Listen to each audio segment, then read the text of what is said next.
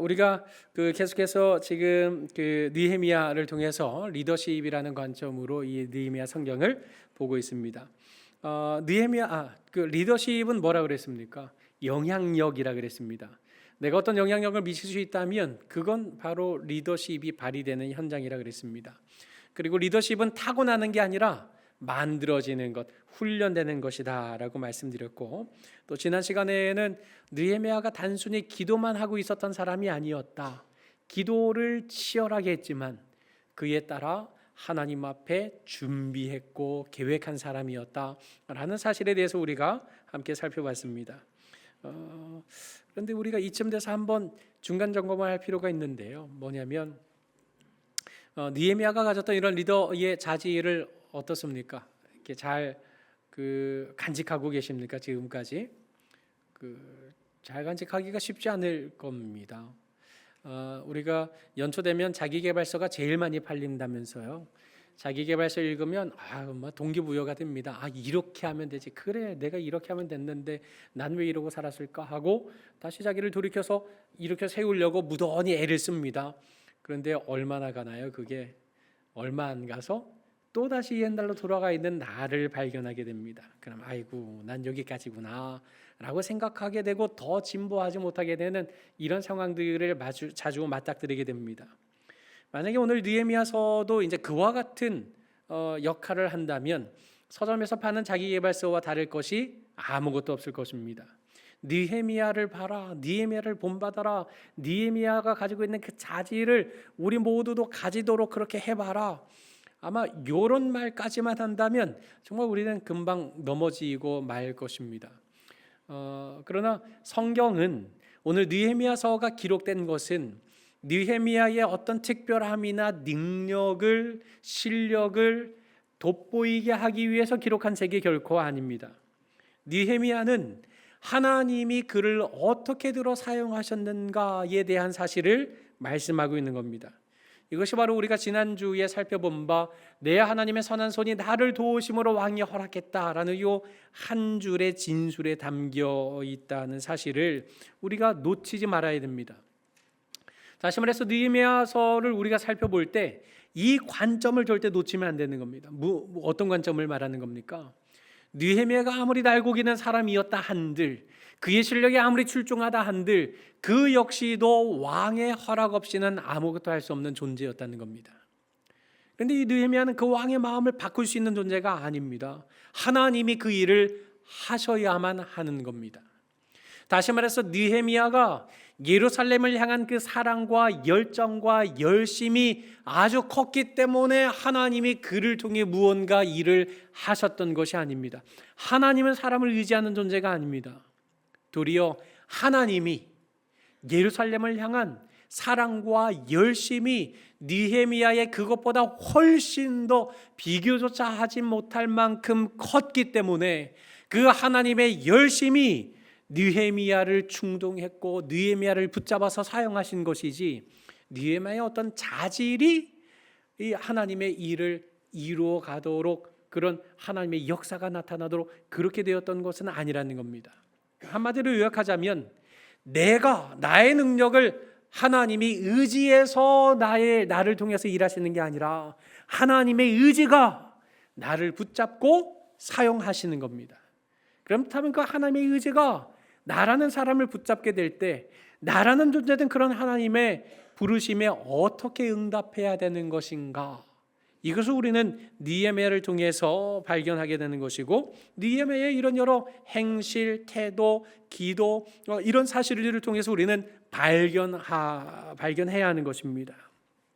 우리가 만약에 이런 사실을 놓쳐버린다고 한다면, 다시 말해서 느헤미야의 말씀을 살펴보면서 나는 느헤미야와 같이 되려면 아직 멀었어, 나는 거기까지 이를 믿음의 수준이 되지 못해 라고 우리가 생각하게 된다면 느헤미야서 또한 우리를 좌절과 낙심으로 이끌 뿐입니다. 그러나 느헤미야서는 느헤미야가 아니라 그 느헤미야를 붙잡고 사용하신 하나님의 선한 손이 있다는 사실을 우리는 결코 놓쳐서는 안 되는 겁니다. 그 하나님의 선한 손이 우리를 붙잡고 계시기 때문에 우리가 작심삼일이 된다 할지라도, 잘 믿음으로 살아가는 것 같다가 실패한다 할지라도, 무언가 잘 붙잡고 기도 열심히 하고 말씀 생활 잘하는 것 같다가 잠시 또 내가 게으름에 빠진다 할지라도 그런 나를 돌아보면 다시 일어날 용기가 일어나지 않지만, 그러나 나를 붙잡고 계시는 하나님의 선하신 손을 발견할 때 우리는 다시금 그 주님 앞에 용기 내어 일어날 수 있다는 그런 용기와 재도전할 힘과 위로와 격려를 공급받을 수 있다는 그 사실을 우리는 잊지 말고 기억해야 하는 것입니다. 이 전제를 통해서 우리 계속해서 느헤미야의 말씀을 살펴보려고 합니다. 1860년대 그 뉴욕의 그 맨하튼하고 또 브루클린하고 그 오고 가는 왕래하는 발걸음이 많아졌습니다. 그런데 다리가 없어요. 그러니까 배편으로 사람들이 왕래하는데 이게 한계가 있는 거죠. 그 다리 하나 딱 놓으면 되는 일이지만 이 맨해튼과 브루클린 사이에는 유속이 너무 빠르기 때문에 교각을 설치할 수가 없어요. 그래서 어쩔 수 없이 배를 이용했는데 그중에 그 레블링이라고 하는 기술자가 다리 없는 그 교각 없는 다리를 만들 수 있다 하고 설계했습니다. 많은 사람들이 비웃었습니다. 그건 이론일 뿐이라고, 공상일 뿐이라고. 그런데 개의치 않고 이 설계대로 공사를 진행해 나아갔습니다. 그런데 공사를 시작하면서 측량하다가 그만 이 존 레블링이 그 큰 부상을 입게 되고, 그 과거에 이렇게 뭔가 이렇게 병원 그 의료 수준이 약했을 때 그 결국 감염을 막지 못하고 파상풍까지 겹치면서 그만 공사 시작 초기에 목숨을 잃고 맙니다. 이제 다 끝난 건가 했는데 그 아들 워싱턴 레블링이 다시 그 일을 이어받아서 그 교각 없는 다리 건설을 시작합니다. 그런데 그도 이걸 진행을 하다가 그 감압병에 걸리게 됩니다. 왜 잠수사들이 밑에 있다가 위로 올라올 때 중간중간에 적응하면서 올라오지 않습니까? 몸 안에 있는 질소가 혈액 속으로 들어가게 되면 그 혈액 속에 있는 그런 그 기체들이, 기포들이 그 이런 여러 순환들을 다 막아버리게 되고, 그러면 아주 생명 위협까지 받게 되는 지경에 이르게 되는 겁니다. 그런데 과거에 뭐 그런 지식이 없었으니까요. 근데 물속에 막 들어갔다 나왔다 뭐 수시로 했던 겁니다. 그러다가 결국 감압병에 걸리게 되었고, 이 신경이 다 손상이 되고 반신불수의 몸으로 말도 못하고 손가락 하나 까딱하는 지경에 이르게 되었던 겁니다. 야, 이거 진짜 다 끝났다. 이 일을 도대체 어떻게 한단 말이냐? 라고 모두가 다 혀를 찼지만, 그러나 침상에 누워서 겨우 손가락 하나 까딱할 수밖에 없었던 이 워싱턴 레블링은 그의 아내 에밀리 레블링을 통해서 현장을 대신 감독하도록 합니다. 그러니까 중요한 기술적인 결정을 내릴 때면 아내가 물어봐요. 이거 이렇게 하는 거 맞아? 손가락 하나 까딱하면 두 번 하면 그거 아니. 그럼 이렇게 해야 돼? 저렇게 해야 돼? 그렇게 해야 돼? 하고 끊임없이 대화를 하면서 이런 현장 감독을 이어가게 됩니다. 포기를 모르는 이 레블링 가문의 다리 건설에 대한 열정에 현장 인부들도 감동하게 됩니다. 그래서 자기 역할만 하던 사람들도 자기 힘에 지나도록 일을 돕기 시작했고, 결국 이 건설을 시작한 지 14년 만에 그 다리가 건설됩니다. 그 다리가 어떤 다리인지 아십니까? 지금도 뉴욕의 상징과 같은 브루클린 다리가 바로 이때 레블링 가문이 지어낸 다리입니다. 뭐 미학적으로나 공학적으로나 아름다운 다리이기 때문에 유명하기도 하지만, 포기를 모르고 실패를 모르고 끝까지 도전해서 만들어낸 다리로 유명하기도 합니다. 여러분, 수많은 조롱과 비난 속에서 꿋꿋하게 여러 많은 위기와 장애물들을 만난 상황 속에서도 꿋꿋하게 이 레블링 부자가 만들어낸 이 다리는 지금 오늘날 우리 이 시대를 살아가는, 오늘의 현재를 살아가는 사람들에게도 얼마나 많은 비전과 꿈과 도전을 선사합니까? 우리가 살아가는 인생길에서도 여러 장애물 다 만나게 되지 않습니까? 장애물 만나지 않는 인생은 아마 없을 겁니다. 고생 끝에 이제 행복을 누리나 했는데 건강의 문제가 찾아오기도 하고, 이번 일만 잘 풀리면 이제 새로운 인생 살 것처럼 기대되었지만 마지막 순간에 그 모든 일들이 수포로 돌아가게 되는 일들도 우리는 자주 마주하게 되는 겁니다.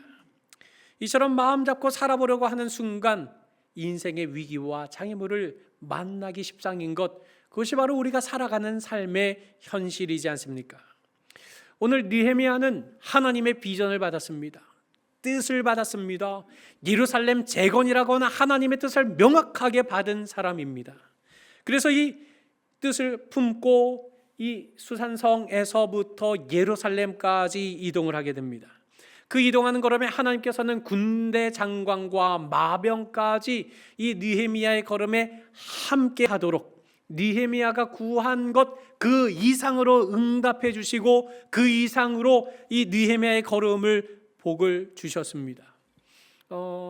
그러면 예루살렘 재건하는 거 이거 정말 너무나도 명확한 일이 되지 않겠습니까?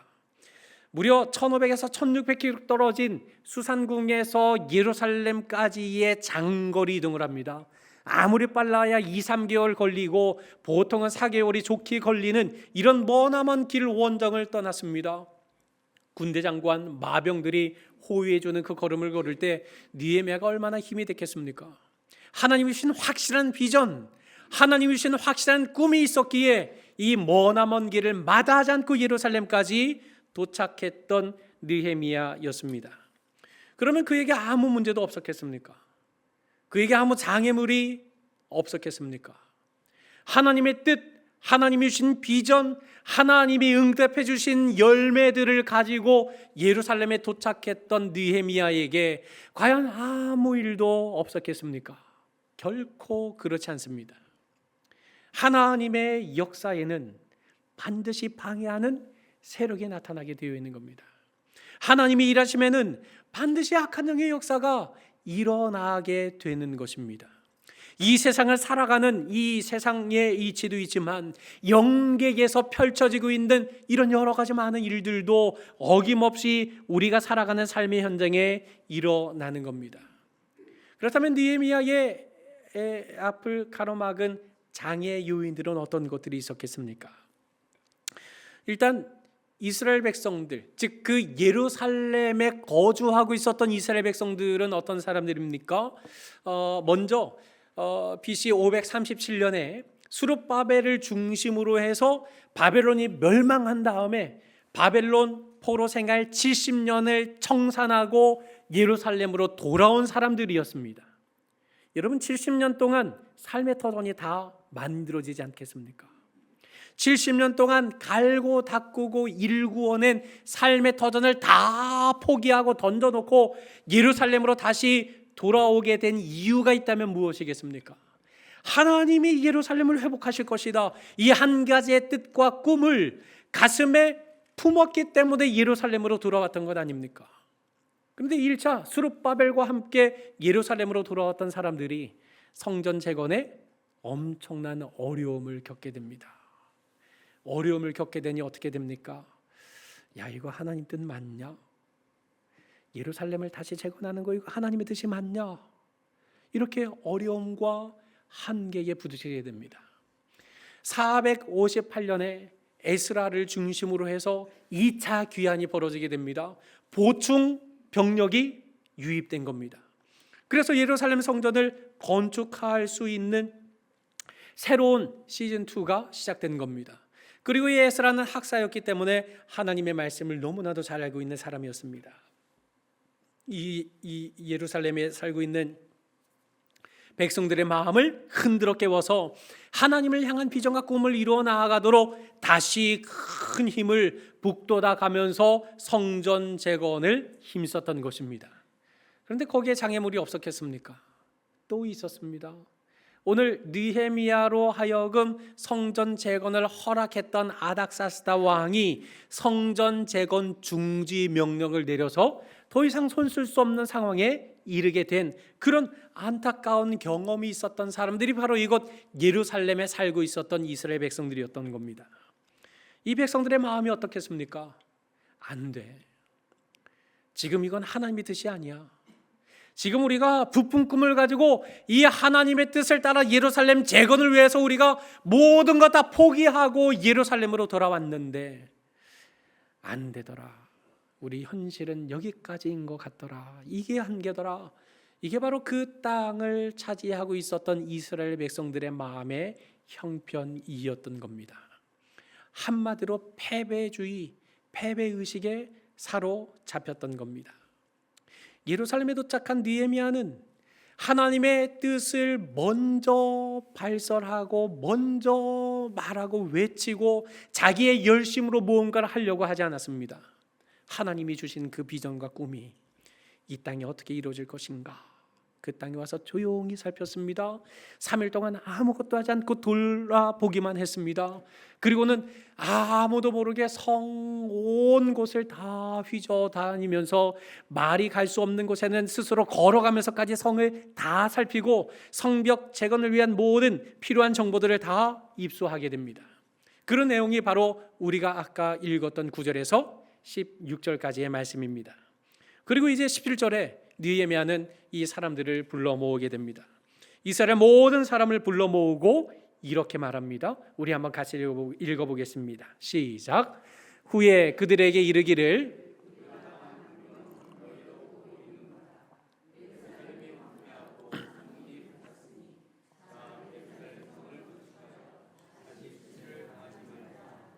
지금 무엇을 말하는 겁니까? 다시 수치를 당하지 말자. 무슨 말입니까? 우리가 하나님의 사람들 아닌가? 하나님 때문에 오늘을 살고 있는 사람들이지 않는가? 그런데 왜 우리가 하나님의 백성인데 이런 수치 속에서 살아야 합니까? 우리는 이런 수치를 당해야 할 사람들이 아닙니다. 그런 존재로 하나님이 우리를 이곳에 부르신 것이 아닙니다.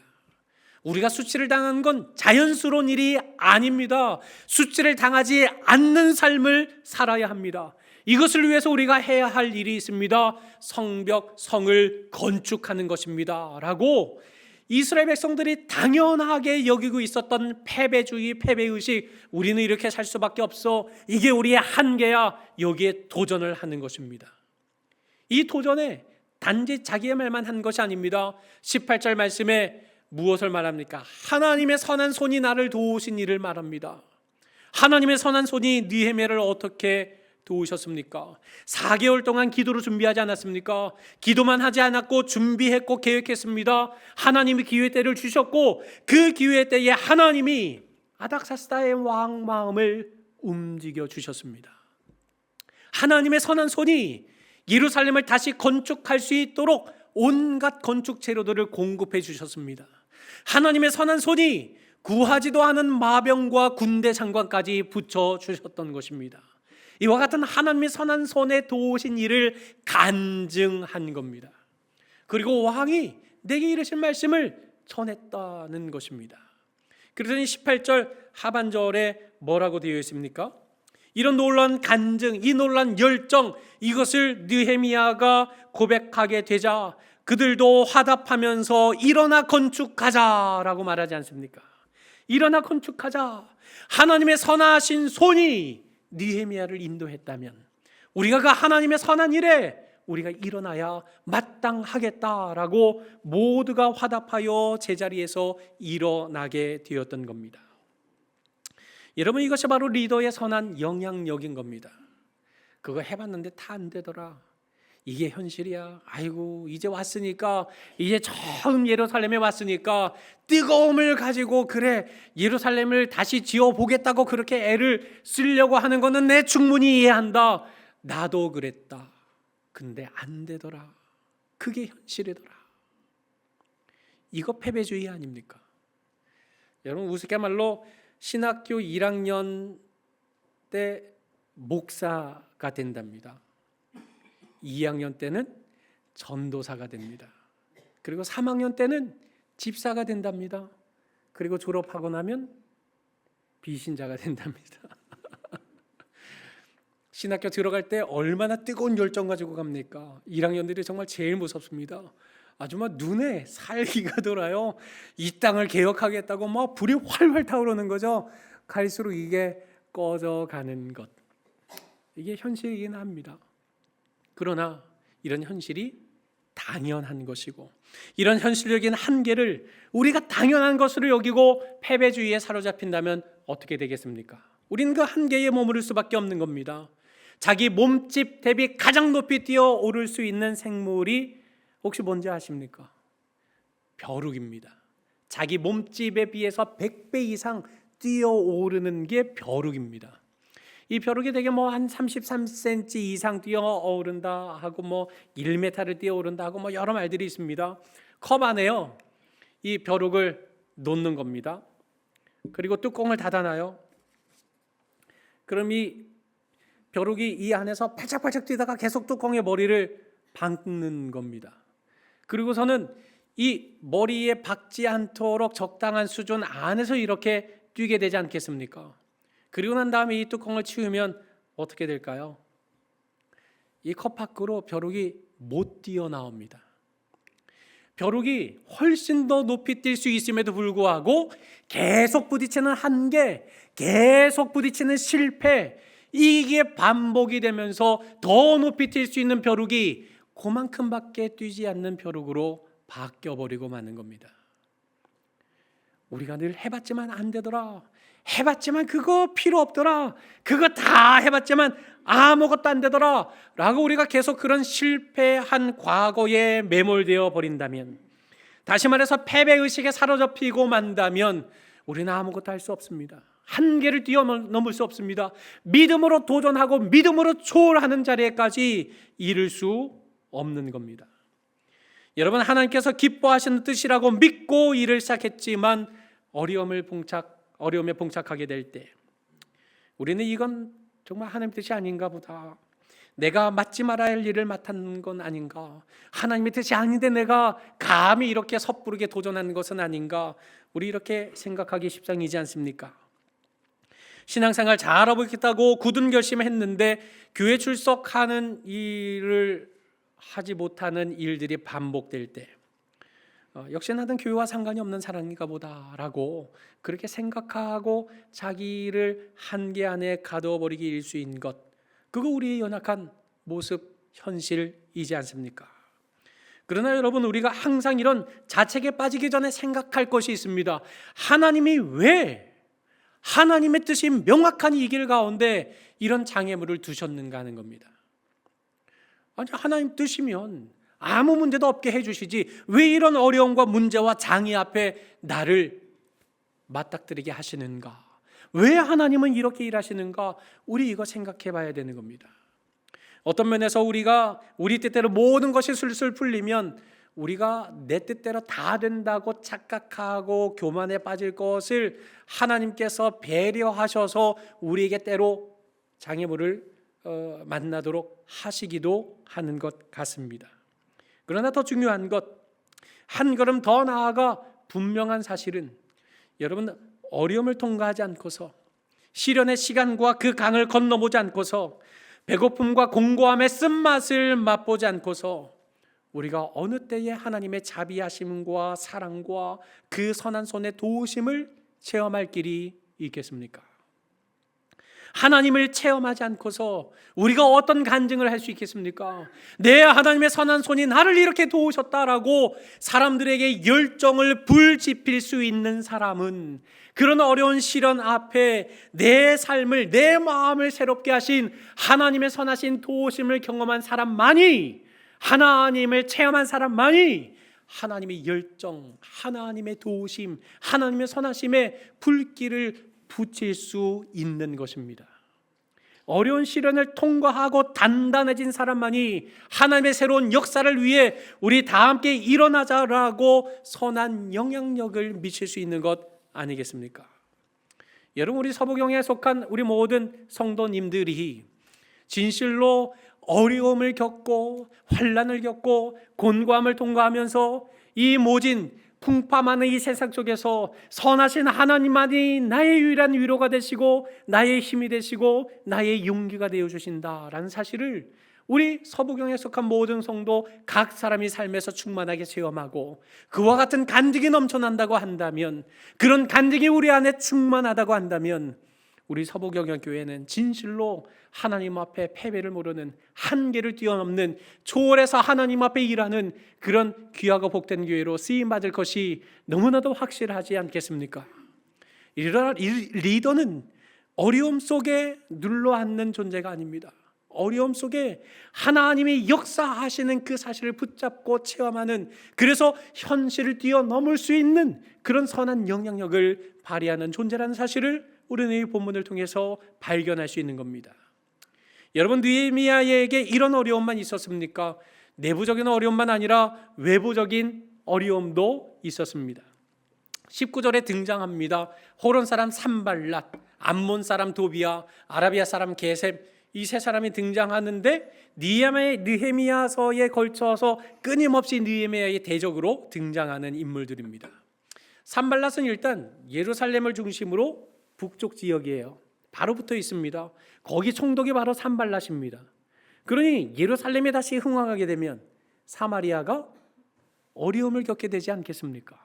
그래서 일단 경계하는 거고요. 암몬은 어디인가? 요단강 동편 땅입니다. 그러니까 예루살렘이 있으면 그 동편 지역이 암몬입니다. 암몬 사람 도비아는 예루살렘 사람과 혼인을 통해서 사돈 관계를 맺고 예루살렘의 여러 사람들과 주요 정보를 내통하는 인물이기도 했습니다. 내통하면서 안에서 소위 간첩을 보내서 그 안에 헛소문을 퍼뜨리게 해서 그 안에서 내분이 일어나도록 그렇게 방해 공작을 펼치는 사람이 도비아입니다. 게셈은 왜 여기에 등장했는지 명확하게 알 길은 없습니다. 그러나 지형적으로 볼 때 북쪽이 사마리아, 오른쪽이 암몬, 남쪽이 아라비아거든요. 그러니까 아마 이 산발랏이 그 지역에 있는 이만 민족들을 부추겨서 아라비아 사람 게셈도 느헤미야를 대적하도록 그렇게 외부적인 어려움을 이렇게 겪게 만드는 그런 사람들로 이런 느헤미야의 이런 하나님의 뜻을 이루는 일을 방해하기 시작했던 것입니다. 그들이 하는 말이 무엇입니까? 우리 노란 글씨만 한번 같이 읽어보겠습니다. 시작.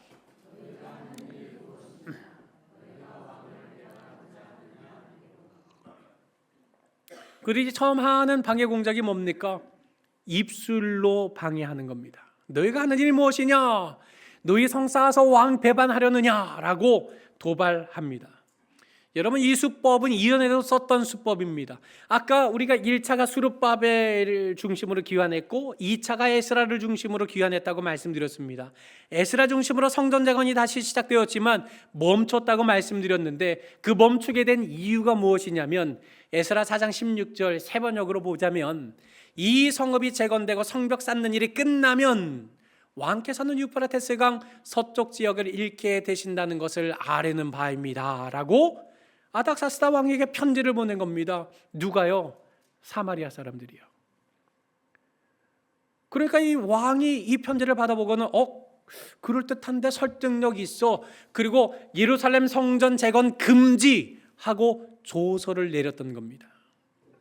이것이 예루살렘에 사는 이스라엘 사람들에게 얼마나 큰 상처였겠습니까? 부푼 하나님의 꿈을 가지고 우리 해보자 하고 덤볐는데 저 사마리아 사람들의 방해 공작을 하나님이 막아주지 않으신 겁니다. 기어이 아닥사스다 왕의 조사가 떨어지더니 너희 이제부터 그만, 아무것도 하지 마, 중지. 이런 통보를 받았을 때 정말 청천명력 같은 마음이 들지 않았겠습니까? 바로 이 상처를 지금 산발랏과 도비아와 게셈이 다시 한 번 더 찌르고 있는 겁니다. 기가 막히게도 악한 마귀 사탄은, 악한 영은 너무나도 지혜롭고 너무나도 총명합니다. 항상 이 존재들은 우리의 가장 아픈 부분을 건드립니다. 우리의 옛날 상처를 건드리는 겁니다. 다시 보고 싶지 않은 그 사람을 등장시켜서 다시금 아프게 만들고 다시는 기억하고 싶지도 않은 그 사건을 다시 상기시켜가면서 우리 마음에 가라앉았던 앙금들을 막 일으켜 혼란스럽게 만들어버리는 것입니다. 우리 마음에 숨겨둔 쓴뿌리, 우리 마음에 철저하게 감추어두었던 바로 그 쓴뿌리, 그런 것들만 기가 막히게 찾아내서 사탄은 끊임없이 우리 마음에 도발합니다. 되겠냐? 너 되겠냐? 옛날에도 하다가 상처 안 받았냐? 너 이 일이 되겠느냐? 안 된다. 이거 해서 되겠느냐? 너 또다시 넘어지고 말 거다 라고 끊임없이 도발하는 것, 이것이 악한 영 사탄이 하는 일인 것입니다. 그런 까닭에 사도 베드로가 근신하라 깨어라, 너희 대적 마귀가 우는 사자같이 두루다니며 삼킬 자를 찾는다라고 말한 것 아닙니까? 이 마귀가 어디를 뭡니까? 가장 취약한 데를 무는 겁니다. 가장 연약한 부분, 가장 쓰라린 부분, 가장 고통스러운 과거를 기가 막히게 집요하게 그 부분들만 자꾸 파헤치는 것, 이거 악한 영 사탄이 하는 일입니다. 여러분, 이와 같은 도발에 느헤미야가 어떤 반응을 나타냅니까? 내가 그들에게 대답하여 이르되 하늘의 하나님이 우리를 형통하게 하신다라고 선언하고 있습니다. 여러분, 지금 느헤미야는 한마디로 모든 것 끝낼 수 있습니다. 그래? 왕에게 너희들이 또다시 도발하겠다고? 나에게는 이런 조서가 있다. 나는 왕의 총애를 받는 사람이다 라고 한마디 외치면 끝날 일입니다. 그러나 지금 느헤미야는 이 사건 앞에 나는 아닥사스다 왕의 총애를 받는 사람이다, 나는 아닥사스다 왕의 조서를 가지고 있는 사람이다 라고 사람을 가지고 말하지 않습니다. 왜 그런 것일까요? 성벽 재건하는 일, 이건 그냥 물리적인 일이 아닙니다. 영적인 싸움이라는 것을 느헤미야는 간파하고 있었던 겁니다. 이 싸움은 육의 싸움이 아니라 영의 싸움이다. 우리가 하나님 앞에 견고하게 영이 바로 선다면 우리 싸움에서 이길 수 있다. 그런 까닭에 왕의 조서 앞세우지 않았고 왕의 총애를 받는 자신을 앞세우지 않았고 하늘의 하나님이 우리를 형통하게 하신다라는 사실을 가장 먼저 선포했던 겁니다. 여러분 마음의 가장 연약한 부분을 악한 영이 건들기 시작합니까? 마음에 가라앉았던 쓴뿌리를 악한 영 사탄이 자극하기 시작합니까? 선포하셔야 됩니다. 이건 육의 싸움이 아니라 영적인 싸움이구나. 사탄이 드디어 싸움을 걸어오는구나. 하늘의 하나님이 나를 형통하게 하실 것이다. 사탄아 물러가라 하고 대적해야 하는 것입니다. 여러분, 느헤미야는 계속해서 말합니다. 오직 너희에게는 예루살렘에서 아무 기업도 없다. 너희에게는 아무 권리도 없다. 너희들에게는 기억되는 바도 없다. 이 말은 무슨 말입니까? 너희가 예루살렘과 무슨 상관이 있다고 간섭하려 드느냐? 너희는 예루살렘과 아무 상관없는 존재들이지 않느냐? 불신앙으로 신앙인의 걸음을 판단하지 마라. 불신앙을 가지고 신앙을 흔들려고 하지 마라. 너희는 우리와 상관이 없는 존재다. 당장 물러가라. 너희는 이곳에서 손 떼라 하고 선포하고 있는 겁니다. 여러분, 우리 마음의 어려움이 찾아올 때 단호하게 선포해야 합니다. 이것은 영의 싸움이구나. 이것은 악한 영이 하나님 앞에 서고자 하는 것을 흔드는 작업을 펼치고 있는 거구나. 잘 됐다. 하늘의 하나님이 나를 형통하게 하실 것이다. 나는 하나님의 사람이다. 하나님의 역사와 복과 상관없는 너희 다 물러가라 하고 선포하고 물리쳐야 하는 겁니다. 여러분, 언제든지 이 방해하는 마음, 방해하는 세력을 물리치지 않는다면 우리는 아무것도 하지 못하고 그 자리에 머물러 앉아 있을 수밖에 없는 겁니다. 우리 삶의 하나님의 뜻을 따라 무던히 성을 건축하려고 할 때, 예배의 성을 구축하고 믿음의 성을 세우고 말씀과 기도의 성을, 비전의 성을 다시 쌓으려고 할 때 악한 마귀 사탄은 반드시 역사합니다. 방해 공작을 펼쳐합니다. 그것도 집요하게 우리의 약한 부분들만 헤집어 놓는 것입니다.